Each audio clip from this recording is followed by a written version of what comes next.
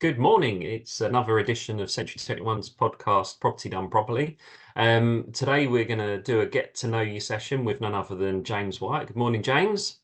Good morning. Nice to meet you. Yeah, you too. So James is an expert property valuer, an expert in market trends, and by his own admission, a property geek. So I'm going to just get straight into it and just say, so James, where did it all start for you? That's a very good question. In actual fact, it probably started in the early 90s, and I graduated with a degree in economics, and there were no jobs. It was the early 90s, so it was the last, what I would call, proper recession of the early 90s, which was a high street recession. Yeah. And a friend of mine said, "Why don't you become an estate agent? You have no, you don't need any training or qualifications. Off you go." And lo and behold, I actually managed to get a job as an estate agent. I actually worked for free for several months. And then after several months of working for free, they offered me a salary at Christmas time. And then I worked for a number of firms, Winkworth, and I was at Knight Frank for 4 years. And then whilst I was at Knight Frank, I trained and qualified as a surveyor. And then when I left Knight Frank, I moved to John D. Wood, and I was head of valuation there for 11 years. And then I set up my own company in 2014 called Parthenia, and I specialise in valuations for tax purposes, litigation valuations, and lease extension and enfranchisement. Wow. So the interesting things. What I would say is that the UK is quite unique. I say unique. I think there might be one other country that has a leasehold title, but most other countries have common hold. In this country, we have freehold, where you own the property outright, and we also have leasehold, where you have the property for a fixed number of years, and someone else owns the freehold, and therefore, a lot of people under the legislation look to extend their lease or buy the freehold. Okay. Excellent. I wonder if they'll ever phase out leasehold properties. Well, that was in the King's speech 2 weeks ago. Yeah. So I have been talking to the department. I work with a number of academics from the London School of Economics, universities of Cambridge and Oxford, and we have been talking to the departments for 7 years or so. And we actually have an online calculator that meets the government's criteria of being easier, faster, and cheaper. And so we've been talking to the government and met the Minister, Secretary of State, all the civil servant team. And 2 weeks ago at the King's speech, they unveiled that they are going to push forward with leasehold reform, and leases going forward will be 990 years with a ground rent for Peppermint. Brilliant. That's a positive step for the market, isn't it? Definitely. It is a positive step because there are too many short leases in the country. The department's own figures put the number at over 4 million in England and Wales, and the Leasehold Knowledge Partnership, which is a charity which specialises in this area, they put it at around 6 million. Wow, that's a huge number.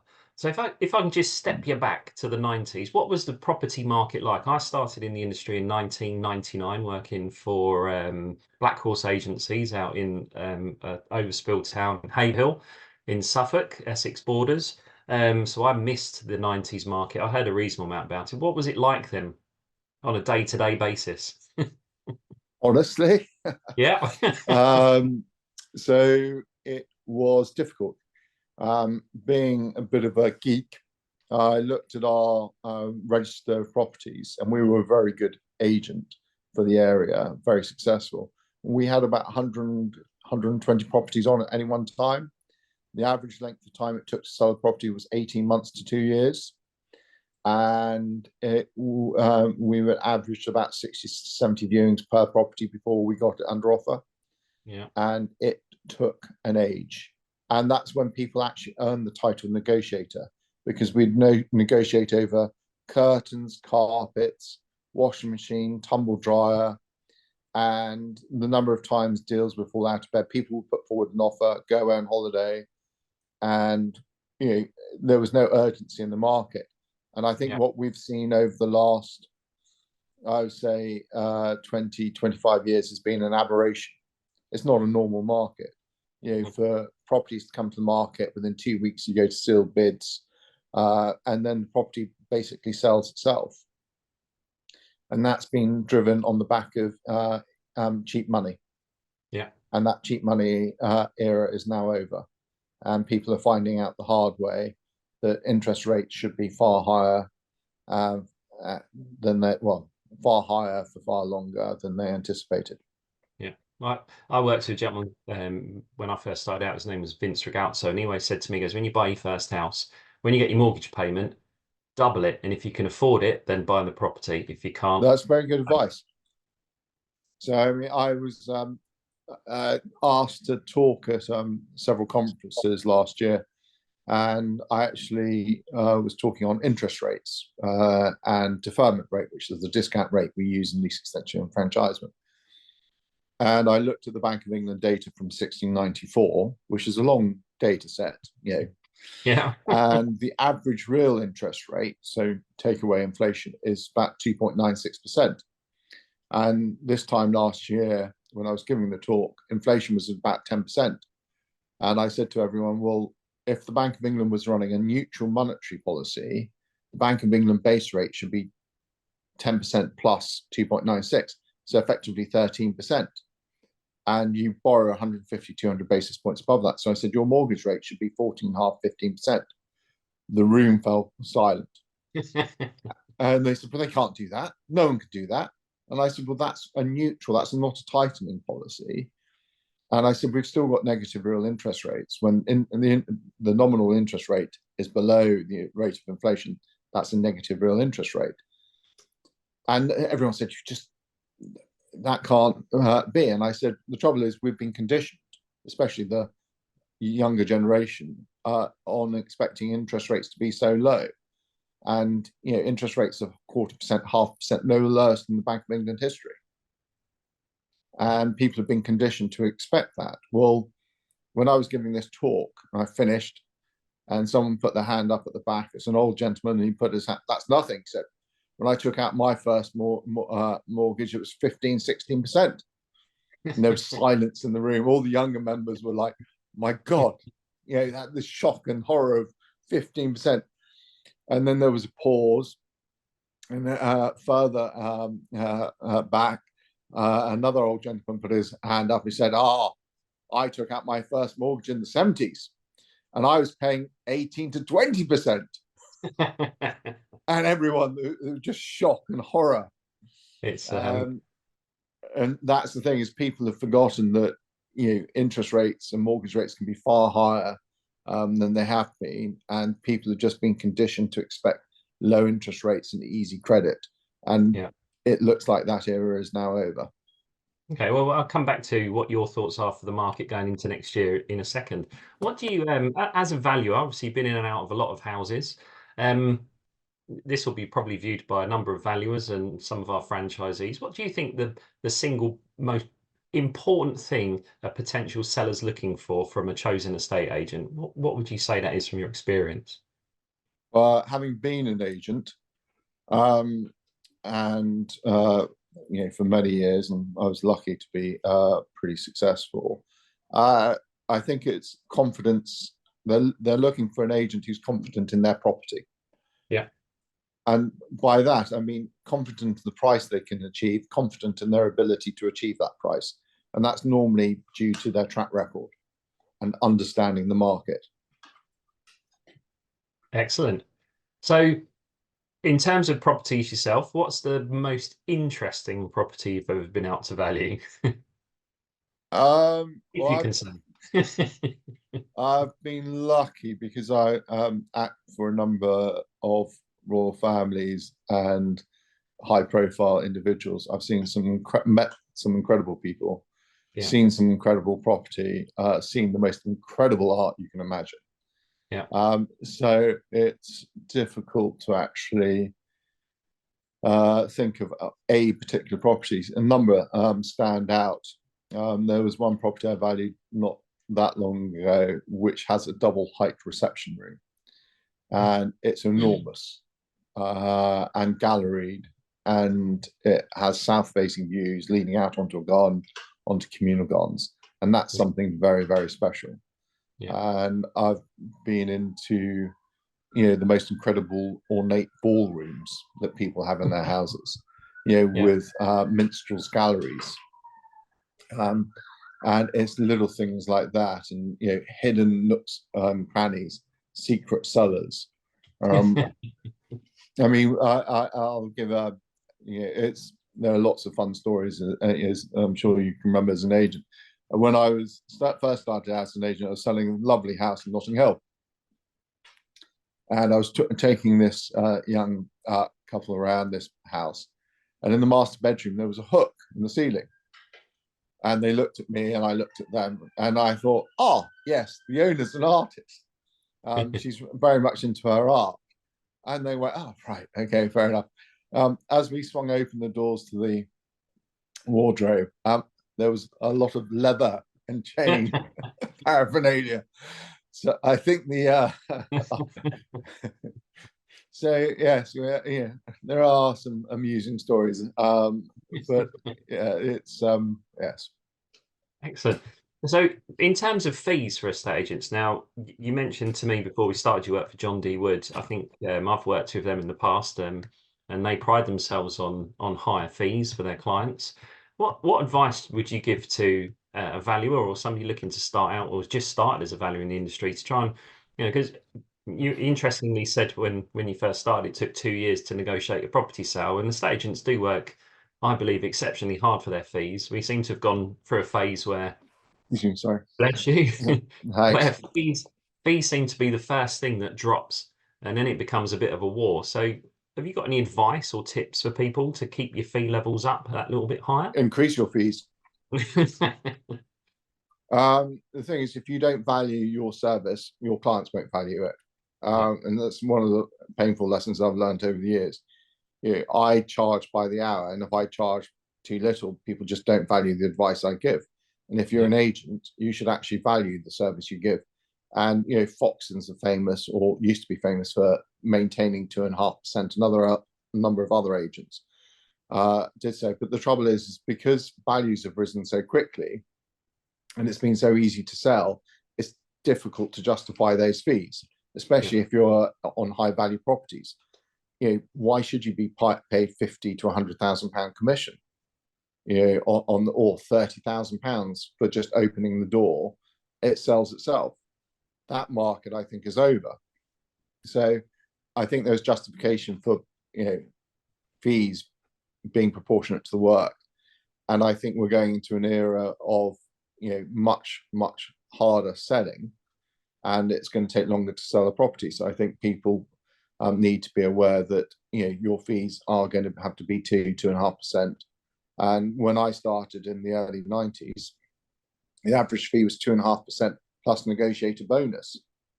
We were getting the price that was actually set, but it was just taking 18 months, 2 years to do so. We had properties on the books that have been on for 3, 4, 5 years, but we got the price.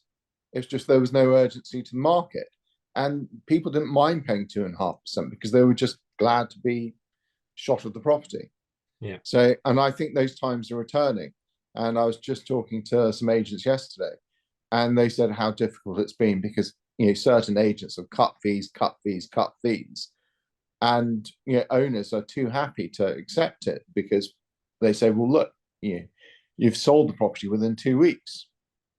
What justification for £15,000-20,000? And to be honest, there is little justification. Everyone's got access to Land Registry or Rightmove Plus, so they can actually see who's selling, what's selling, how much it's selling for. So the old days of saying, well, I add value because I've sold X, Y, and Z, and I know the market better than anyone. Well, a lot of people can go in and say, I know the market. So I think it's going to be in that it's a more difficult market. It's going to get even more difficult going forward. I think we're probably in a recession, or we're about to go into a nasty recession, and therefore people are going to actually have to say, look, it's going to take months to sell your property. We need to be compensated. We're going to have to put it on the portals. We're going to have to do the full marketing spiel, brochure, floor plans, photographs, etc., etc. It's going to be 2.5%. Yeah. What do you see has been the biggest thing what's the thing that you think's affected the market the most in the last 30 years? The thing that's affected the market the most is the low interest rates. Mm-hmm.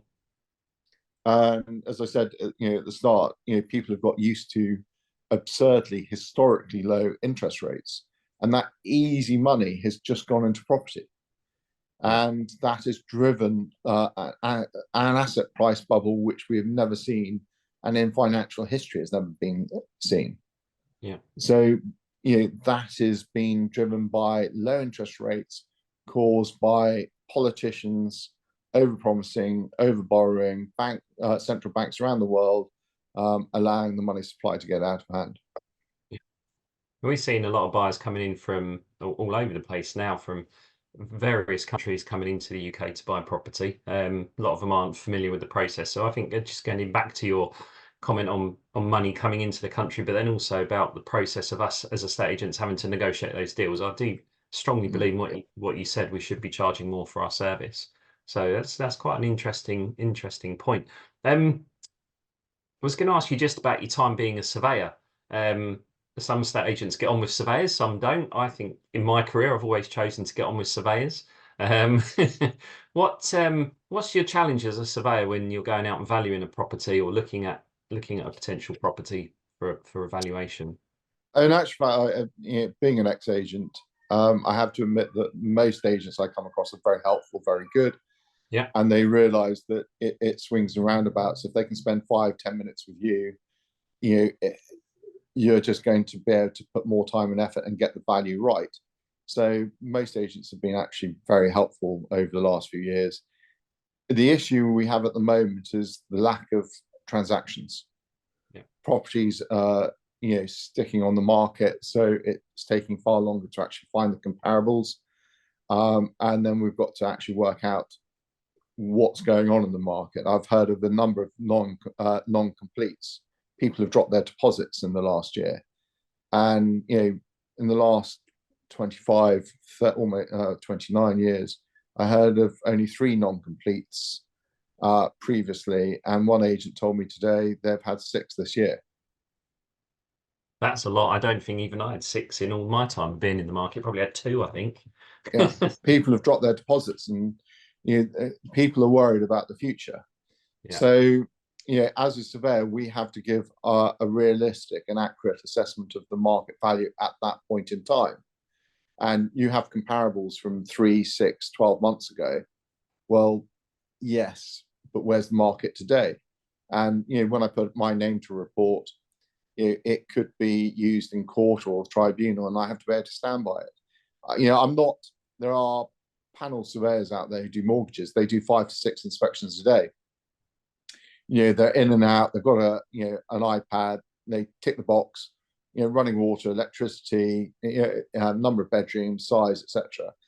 I might do 1 a week, 2 a week, and that's because I'm dealing in high value properties, large properties, interesting properties, and it requires a lot more time and thought. Yeah, absolutely. So looking at your market trends, which is another area that you specialise in, you mentioned when we were off camera.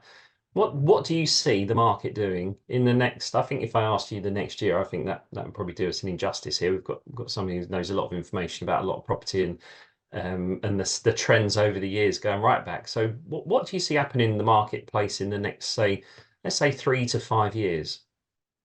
I would recommend to everyone to buy a book by Neil Munnery, As Safe as Houses. Yeah. And that looks at property trends in the UK over the last 100 years, but it also looks at the Herrengash in Amsterdam going back 300 years, and various other countries around the world. And what you tend to find that real value of property only tends to go up by about 1% or so in real terms, so inflation adjusted terms. but we're so overvalued in this country. Now, there are different markets. So prime central London at the moment, there are parts of the market where there's a shortage, and the Americans are coming over because they don't like what's happening in America, and the dollar's strong. So there are parts of the market, which are active and good prices being achieved. And so there's very difficult to say, specifically, if you're talking nationally, you look at the house price to earnings ratio, it is at close to, or depending which metric you use, at highs. If you look at the debt burden we face as a country, then you're probably talking a real term price fall of about 50–60%. Yeah.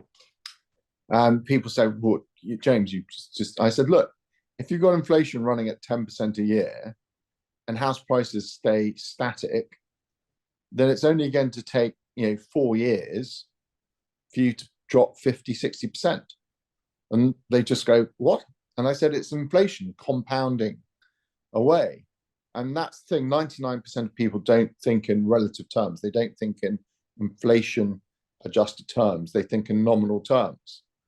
So if you look at the Bank of England, and I've given talks and done research on this, at the start of this year, they told the banks and building societies to extend and pretend, not to do the repossessions that we saw in the early 90s. Because if they did the repossessions, the banks, 70% of banks lending is against property. The banks would need bailing out again. The government doesn't want to bail out the banks again.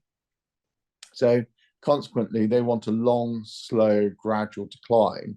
And if you get price falls of 2, 3, 4% a year, but inflation is running at 5–6% a year, then it's only 5–6 years, and we'll be down 50–60% in real terms. But we might only see a nominal drop of 10–20%. Yeah, makes sense. Yeah, excellent.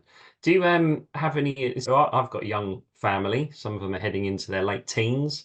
They're going to hopefully be looking to purchase a property. Any advice for first-time buyers? Don't. Don't say that.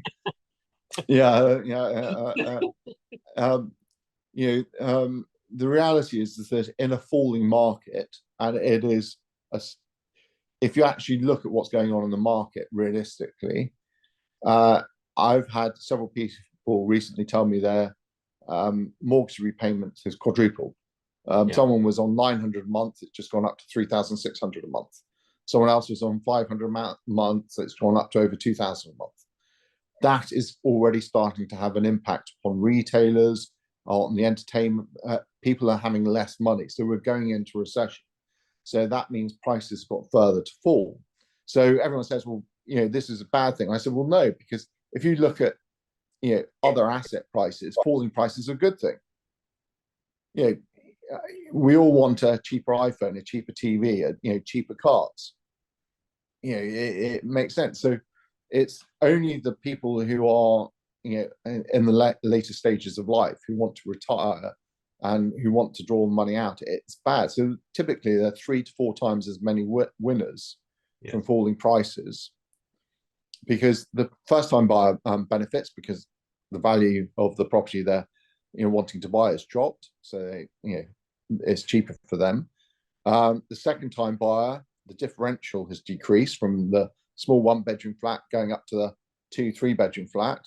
The third time buyer, their differential, they want to move from a 3-bed flat to a 4-bed house, etc. So the differential keeps it. So the only losers are those wanting to downsize. So in a falling market, it's actually much, much better for the vast majority of people. Excellent. Makes sense. Perfect sense. James, quite honestly, I think I could probably talk to you for a couple of hours. We try and keep these Sorry about that. We try and keep these set for about 20 or 30 minutes. And some of the stuff you've said today has been, really fascinating. So I'd certainly like to look at setting up another podcast with you again very soon, perhaps on a slightly different topic. But I would like to thank you for your time. I know you're a very, very, very busy gentleman. And thank you very much.